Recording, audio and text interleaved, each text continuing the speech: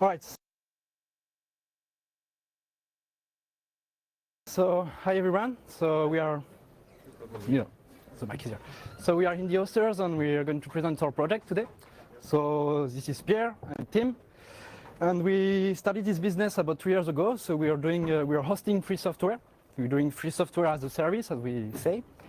And today we're going to explain how we do it, why we do it, and what exactly we do.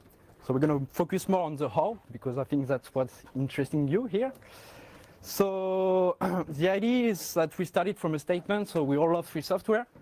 We all promote free software, but it can be really a pain in the ass to host it. So if I'm a business, for instance, and I want a cloud for sharing my files, calendar, etc., if I go to Dropbox, it's super easy. I just have this sign up button, fill the form, and then I've got everything set up. If I want to use Nextcloud, for instance, it's not the same. So I've got, so I just click on Get Nextcloud and I get this install button, download button. So I have to install it myself, and that's like really a bottleneck for 99% of the people. And that's those people that really need it, and that we want to help them. So we're trying to do this intermediary role of hosting it for yourself and integrating it, so it's, you get just this sign up button, and you can get your cloud, your chat, your WordPress, whatever you want. And that's pretty much our goal. So if you go to the Nextcloud website, for instance, you get this sign up button. And our dream is that you get this sign up button on every free software. Like, could be in your stores, of course, but could be another business. So that's really the idea to provide easily access to this. And yeah, so that's pretty much the vision. So now I'm gonna let Pierre talk about more the technical aspect of it and how we make it happen. Yes, so you just saw the conference about Chaton, and if you think as Chaton as a free software, they are writing the draft of the protocol of how Chaton will be developed. And the project we are developing for indie hosters, which is called libre SH, or SH, is like an implementation of this protocol. And so some Chaton would prefer to use Debian, and others Ubuntu. Windows is not allowed because Chaton is just free software, right? And LibreSH is an implementation. And as an implementation, we have strong opinion about how this job should be done. And we did a bet 3 years ago when we started to use Docker. And luckily for us, it's actually broadly adopted nowadays. And okay, right now, LibreSH is just on one server. But the idea is to transition to some stuff like Kubernetes and be able to deploy it on clusters. And so I will show you how it's easy to install. Does it work like this? Easy to install your own LibreSH. And so how you can bootstrap easily your own Chaton for you, your family, your association, your small and medium business, or whatever. Okay, so this is the live demo time on the command line. I'm not afraid. So I just start by creating a VM on a cloud provider, and this is in the README of LibreSH. But there are also instructions to install it on bare metal, and then you are free to make instructions for whatever you use. But to make it easier, I just use a VM on DigitalOcean. Okay, and so what I'm doing now, it's actually fully installing a LibreSH system. So now I will get an IP for this server, and what I will do is to point all my domains to this IP. Like, it's an important step for the demo, to show you how we generate automatically our certificates using Let's Encrypt. So here is the IP. I go to my DNS provider, and it's awful, but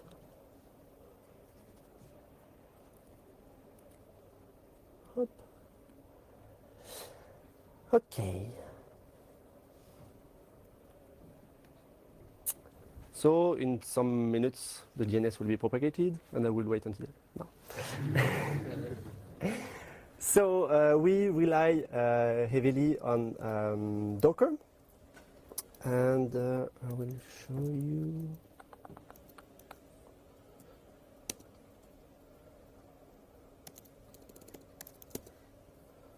Okay, so I'm on the VM. Yeah, it's sudo. We still have to manage a bit better the rights. So here is one part of the file system called system, and this is where we install all the modules of the system. And so the main module is the load balancer. This is where all the traffic, the HTTP traffic, is entering. So we use HA proxy as a load balancer, and we use containers, and there is a little companion that is taking care of Let's Encrypt. So I will start by installing my load balancer. So a module is basically just a Git repo. In the hosters, proxy. Okay, so I go there and then I just libre start. So I just started my proxy. I can consult the journal, and what you see is that it's pulling some Docker images. And basically everything, like all the packages, like there are user packages like web applications and modules, and everything is a Git repo containing a Docker compose at the moment. But the idea is to migrate it to Kubernetes at one point. Okay, so if we look at the journal, it's pulling images, and that's why it's a lot better to use a VM because this VM has a good download link, whereas here I would not be able to do this demonstration. Okay, so it looks like everything is running. Ah yeah, actually my chat. Martin. So everything should be running, and if I libre PS, well, the output is not real pretty, but everything is up, so it's kind of funnish.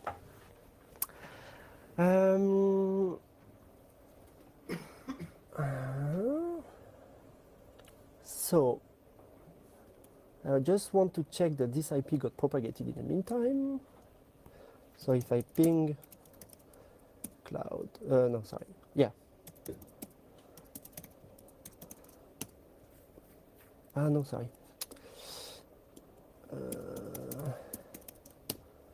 Okay, so my IP is propagated, and now I'm ready to deploy applications. So, what do you want for your association? Nextcloud. Okay, super. Let's install Nextcloud. So it should be as easy as libre provision. So you specify a parameter called u for URL, and you put the URL. So let's say cloud.libre.sh. You specify the application, so it's github.com/indie hosters. We'll migrate to GitLab soon, but it takes time, you know.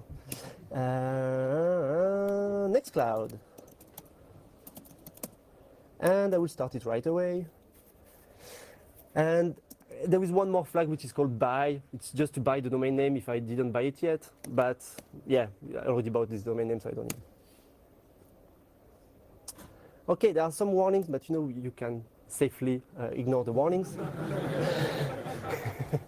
Now it's just that normally there is an email backend and it provisions an email automatically for each instance. So then Nextcloud will be able to send emails. So this instance of Nextcloud will not be able to send emails, but that's fine for the demonstration.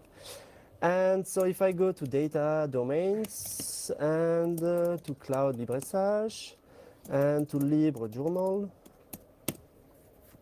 again, it's just pulling some Docker images. And here, actually, we're a bit lucky because if you see here, this means that it's an official Docker Hub image. And it's great because it means like we don't have to manage this package. Well, actually, we did the Docker image for Nextcloud, but we don't really, we have many people maintaining it, not us only. Okay, so looks like things are working. If I libre ps, everything seems up. I can libre logs to see what's happening. Yeah, it looks like nice. And so we have a Nextcloud instance and with the HTTPS certificate. And now we need a chat also, right? Because chat is trendy. We don't have Matrix yet, but so we can also install chat.libre.sh with the application hosted on github.com/indiehosters/rocketchat. No, sorry. Indie hosters, is that, yeah. Okay, some warning to ignore. And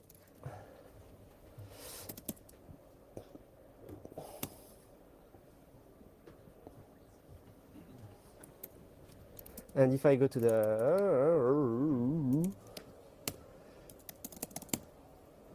no, not yet. So it's pulling the image and set up a rocket chat. So it's quite nice. So I just wanted to show that we have a GitHub account, and there we have all the packages that we provide with our libre sh. And of course, you are more than welcome if you want to come and help on this part. And actually, what we want is people using it. And I was really happy to receive my first pull request some months ago to modify the mail system to make it a bit better. And it's really as a because you start your code and you don't know, and somebody is using it, so it's amazing. And yeah, if you go here, it's our page, and it's all our projects, and we can create new packages, and there is a bit of documentation. And okay. That's it. And maybe if we check, blah, blah, blah, blah, blah, blah. Yes. So we have a rocket chat instance. Nice. Cool. So, all right. So now just to conclude, maybe we're going to talk a bit about the next steps. So as you see, the infrastructure is working pretty well. We are still improving it, of course, and you can help us, as you mentioned. And now the idea of LibreSH is, so the next step will be to migrate to Kubernetes at one point. And also the main step that we have to work on now is the identity management. Because for now, it's, we want single sign-on. We want like people to manage their users and stuff. So that's really the next step we're working on. If people are have skills in LDAP, we're looking for it. Actually, or maybe we're talking with Nextcloud also, maybe if you can help us on this. So that's like our really the next step, and with that we could have something similar in some ways in like Google Apps, for instance. You could just click on it and boom, installing, like as easy as Google Apps. So that's really the step we want to go to do. And of course, in the hosters, it's just not only the two of us. Like we really wish that people use this infrastructure, improve it, work on it, and that we all work together to have many indie hosters or whatever you want to call it, or at least like different chatons that are using the same infrastructure than us. So if you want to join, you're welcome. If you want to use it, you're welcome. If you have questions also, you're welcome too. And yeah. Okay, thank you.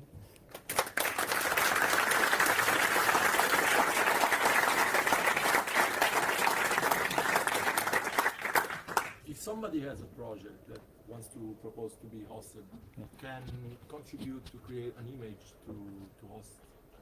So the question is, I have a free software project and I want it to be packaged by indie hosters. Yes, it's possible. We can help on that. We actually did it for some projects. And so either we have a user that wants it and pay for the development of this image, or maybe you as a free software, you have a bit of funding and you help us by paying some time to help us to package it. And so it's usually how we do it, because it's difficult for us just to package it. There's no documentation on how Yes. It's, there is a documentation if you want. Exactly, this is the thing. You can do it by yourself, and we can help you on this. And if you ask us to do it, like either we do it for free or not, and we can work around some solution. And if you go to, yes, on our repo / application. Use button that. Yeah, no, it doesn't work like this. So applications.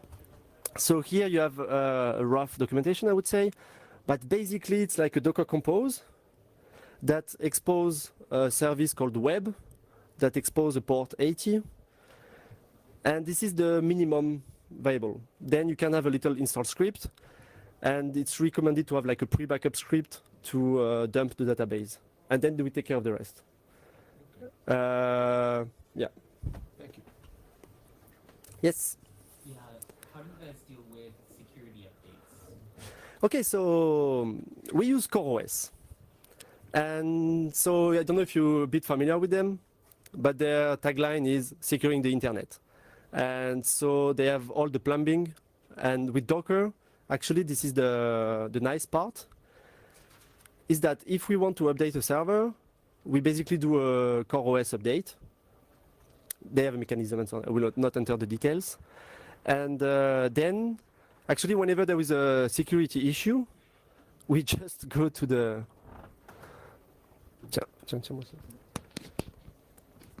So, to update this chat, I would do like this. And what's happening behind the scene? Yeah, that's fine. What's happening behind the scene is that it's doing a Git pull to have the latest version of the repo, and then a Docker pull to have the latest version of the images, and then restarting the service. So it's really easy to update, and this is on the paper. Then hopefully the Docker image handles well also the update. But this is the goal of the Docker images. And so some are doing it well and some not yet, but yeah, it's the, yeah. How does this compare to Sandstorm or other? Okay, so the question is, how does it compare to Sandstorm or YNOHost? Let's say that Sandstorm and YNOHost is an implementation of Chaton. And we are another one. And so we have different ideas about what's nice or not. And for instance, on Sandstorm, it's really nice, but I don't really like their API that is Sandstormish. And I think the web should be open and use standard API or plugins. YNOHost, it's nice, but maybe not yet made for big hosting and doesn't use Docker. Well, like everybody is free, like, and I prefer Docker, and that's it. How do you do backups? So to do backups, we have a little module called backups. And what it does,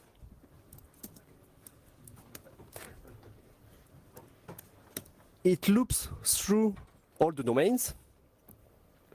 And for each domain, if there is a pre-backup script, it runs it. And so usually the pre-backup is a database dump. So we plan to move this inside the Docker image of the database, but this is another topic. So then there is no pre-backup script anymore. So we just do like a little dump, and then zip, not zip, but use duplicity.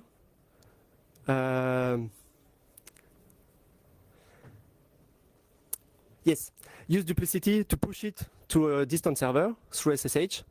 And then on this server, there is actually a process that is putting the backups, the old backups, as read-only for this user. So if either server got compromised, it cannot erase both sides. And so there is a package for that also. Yes?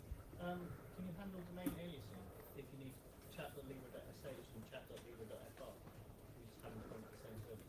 Yes, the question is if we can handle aliases, and so actually, so yeah, you probably want alias on the cloud, and yeah. So actually, yeah, we use sysadmin paradigm called discovery registration.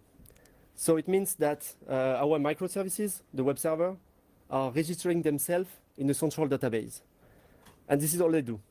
And to do it, like this registering to the database, currently is just starting an Nginx container with the variable virtual host. So it's just like, hi, I have a little, yeah. And then on the other side, there is HA proxy that is listening to every new containers created that have this variable. And so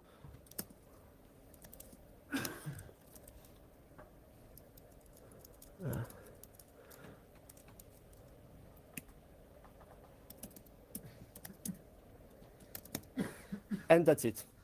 So then it could be aliased from the outside, and it would get an HTTPS certificate also.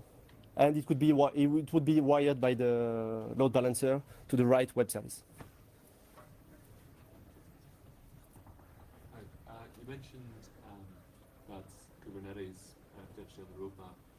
Do you have an idea of how big a shift that would be, or what would be involved?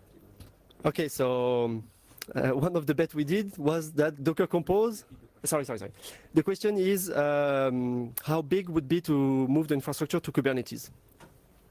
And so we did a bet on Docker Compose, and with the hope that somehow the Docker cluster would be easy to manage Docker Compose. It's not true. And Kubernetes is winning at the moment. So it means that we have to rewrite all our Docker Compose file. The good news is that the Docker images are already written and we can reuse them. So this is one part. Then there are two hard parts in Docker that are still difficult at the clustering level. And for clustering, for Kubernetes is the same. Is first the network, and second, the storage, okay? So for the network, ideally, we would like to have an IPsec network between the nodes. And currently, Docker Swarm provides this thing, but we don't want Docker Swarm.